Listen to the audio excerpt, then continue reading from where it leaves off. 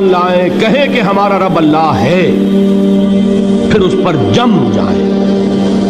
ان پر فرشتوں کا نزول ہوتا ہے، نہ کوئی غم کرو نہ خوف، خوشیاں مناؤ جنت کی جس کا تم سے وعدہ کیا گیا تھا۔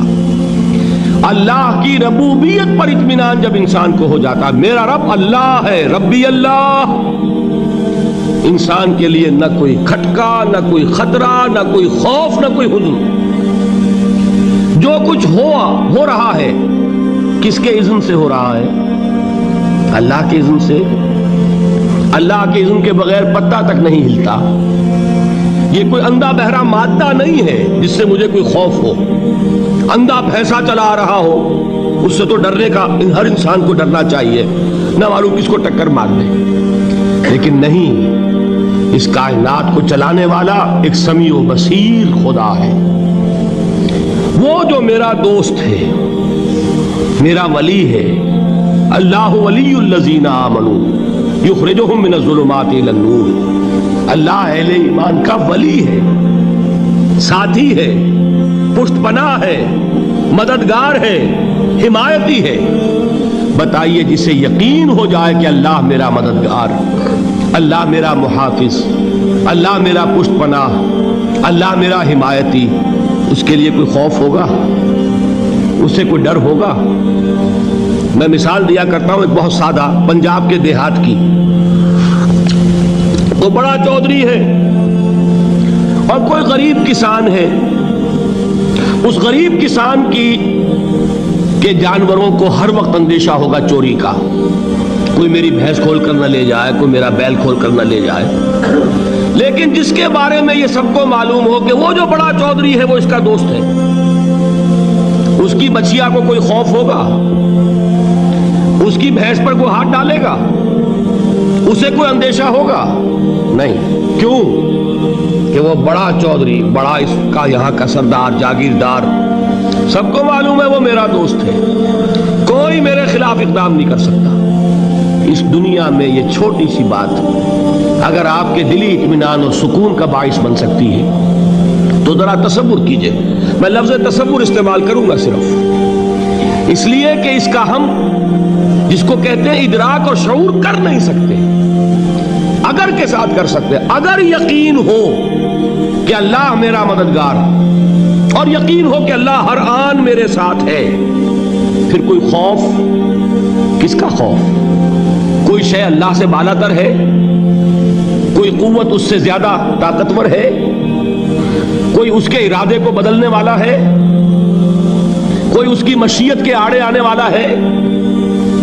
یہی بات ہے جو حضور نے فرمائی، یہ ایمان کا حاصل ہے لب لباب، کہ دیکھو اچھی طرح اس بات کو ذہن نشین کر لو، اگر تمام انسان مل کر تمہیں کوئی نقصان پہنچانا چاہے نہیں پہنچا سکتے، مگر جو کچھ اللہ نے لکھ دیا ہو، اور تمام انسان مل کر تمہیں کوئی نفع پہنچانا چاہے نہیں پہنچا سکتے، مگر وہ شے جو اللہ نے طے کر دی۔ آپ پھر میں کہوں گا ذرا طاری کیجئے، اسے فرض کیجئے، اسے سوچئے۔ اگر اس حدیث پر ہمارا دل ٹھکا ہوا ہو تو کسی سے ڈر ہوگا؟ یہ مجھے نقصان نہ پہنچا دے، یہ میری رپورٹ خراب نہ کر دے، یہ میری انکریمنٹ نہ رکوا دے، یہ میرا یہ نہ بگاڑ دے، یہ میرے یہ نقصان نہ پہنچا دے۔ اس کا ڈر، اس کا ڈر، اس کا خوف، اس کی خوشامد، اس کے لیے جا کر طرح طرح سے اپنی عزت نفس کو ذلیل کروانا اس کے سامنے، یہ سب کچھ کیوں کرتا ہے انسان؟ جب سمجھتا ہے کہ اس کے ہاتھ میں میرا کوئی نفع ہے، اس کے ہاتھ میں میرے لیے کوئی ضرر ہے، یہ مجھے کوئی غضب پہنچا سکتا ہے، یہ مجھے کوئی نقصان پہنچا سکتا ہے، یہ میرا کوئی کام بنا سکتا ہے، یہ میری کوئی ضرورت پوری کر سکتا ہے، اسی کا نام شرک ہے۔ جہاں آپ نے یہ سمجھا کہ غیر اللہ کے اندر کوئی طاقت موجود ہے، وہی شرک ہے۔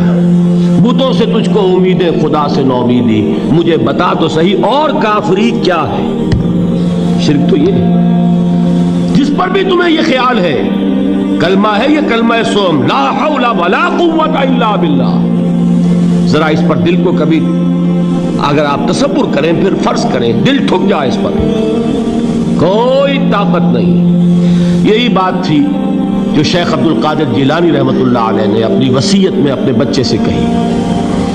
11ویں دینے والے ہیں، لیکن حضرت شیخ عبد القادر جیلانی کی وصیت اور تعلیمات کو کتنے لوگ ہیں جانتے ہو؟ یہ جن مقامات تک پہنچے ہیں وہ کس چیز کی بدولت پہنچے ہیں؟ انہوں نے جو پیغام دیا وہ کیا تھا؟ اے میرے بچے، جس طریقے سے قرآن مجید میں حضرت لقمان کی نصیحتیں جو ہے نقل کر دی گئی ہیں، میں یہ عرض کروں گا بالفرض اگر قرآن حضرت عبد القادر جیلانی کے بعد نازل ہوا ہوتا تو شیخ عبد القادر کی یہ نصیحتیں بھی قرآن میں درج ہوتی. اتنی اونچی نصیحتیں ہیں. اے میرے بچے، اس حقیقت کو ذہن نشین کر لے، لا فاعل فی الحقیقت ولا مؤثر الا اللہ. اس کائنات میں نہ کوئی فاعل حقیقی ہے نہ مؤثر حقیقی ہے سوائے اللہ کے. کسی شے میں کوئی تاثیر نہیں اگر اللہ نہ چاہے. آگ جلا نہیں سکتی اگر اللہ نہ چاہے. پانی ڈبو نہیں سکتا اگر اللہ نہ چاہے. زہر ہلاک نہیں کر سکتا اگر اللہ نہ چاہے. کوئی چیز فائدہ نہیں پہنچا سکتی اگر اللہ نہ چاہے. تو در در پہ کیوں سر جھکاتے ہو؟ در در پر کیوں جبیں سائی کرتے ہو؟ سب کے سامنے کیوں ہاتھ پھیلاتے ہو؟ ایک اللہ سے مانگو. ایک اللہ کے سامنے زمین پر اپنی جبین رکھو. لا فاعل فی الحقیقت ولا مؤثر الا اللہ. نظر آتا ہے ہمیں کہ پانی پیاس بجھا دیتا ہے. پیاس بجھانے کی صلاحیت پانی میں نہیں ہے، اللہ کے اذن سے. کھانا بھوک مٹا دیتا ہے، بھوک مٹانے کی صلاحیت کھانے میں نہیں ہے، اذن رب میں. دیکھیے یہی یقین تھا. حضرت موسیٰ علیہ السلام کا واقعہ یاد کیجئے. سامنے سمندر آ گیا ہے، قوم دیکھتی ہے پیچھے کہ گرد و غبار کا طوفان ہے. معلوم ہوا کہ فرعون اپنے لشکر سمیت آ گیا ہے. لشکر جب چلتا تھا تیز رفتاری کے ساتھ تو گرد و غبار کا جو طوفان اٹھتا تھا اس کا تصور کیجیے. اور لمحہ بلمحہ وہ قریب آ رہا ہے. پوری قوم نے کیا کہا؟ اے موسیٰ انا لمدرکون، اے موسیٰ ہم کو پکڑے گئے. قرآن مجید میں تو یہاں وہ باتیں نہیں لکھی ہیں، لیکن تورات میں یہ درج ہے کہ بنی اسرائیل جھگڑنے لگے، دست و گریبان ہو گئے موسیٰ کے ساتھ. موسیٰ ہمیں یہاں مروایا لا کر، اس سے تو ہم ہی بہتر تھے. وہاں کھانے کو ملتا تھا، زندگی تو تھی، بیگار ہم کر رہے تھے، موت تو نہیں تھی. اب جو کچھ ہوگا اس کا تصور کرو، جس طریقے سے ہمارے ٹکڑے اڑائے جائیں گے. تو لڑ رہے ہیں حضرت موسیٰ علیہ السلام سے. یہ تورات کی تفصیل ہے. قرآن میں صرف اتنا آیا ہے، پریشان ہو کر انہوں نے کہا انا لمدرکون، موسیٰ ہم تو پکڑے گئے. اس وقت موسیٰ کا جواب کیا ہے؟ کلا ان معی ربی سیہدین. نہیں، میرے ساتھ میرا رب ہے، وہ راستہ دے گا. بتائیے کہاں راستہ نظر آ رہا ہے؟ یہ ہے ایمان بالغیب. راستہ نظر نہ آئے تب اللہ پر یقین ایمان ہے. جیب میں پیسے ہوں اور تب دل کو اطمینان ہے تو ایمان کس پر ہوا؟ پیسے پر، اللہ پر نہیں. جب وسائل و ذرائع نہ ہوں اور پھر یقین ہو کہ اللہ مسبب الاسباب ہے، وہ اسباب کا پابند نہیں ہے، وہ اسباب کا محتاج نہیں ہے، اسباب اس کے محتاج ہیں. اگر یہ یقین ہے تو اللہ پر ایمان ہے. یہ نہیں ہے تو تمہارا ایمان اسباب پر ہے، وسائل پر ہے، ذرائع پر ہے، مادیات پر ہے، اللہ پر نہیں. اس وقت کہاں راستہ تھا؟ کوئی راستہ تھا؟ سمندر ہے اور ادھر سے لشکر آ گیا ہے. کلا ان معی ربی سیہدین.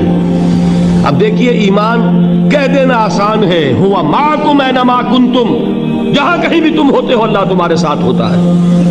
لیکن اس کا یقین قائم ہو جائے تو زمین و آسمان کا فرق واقع ہو جائے.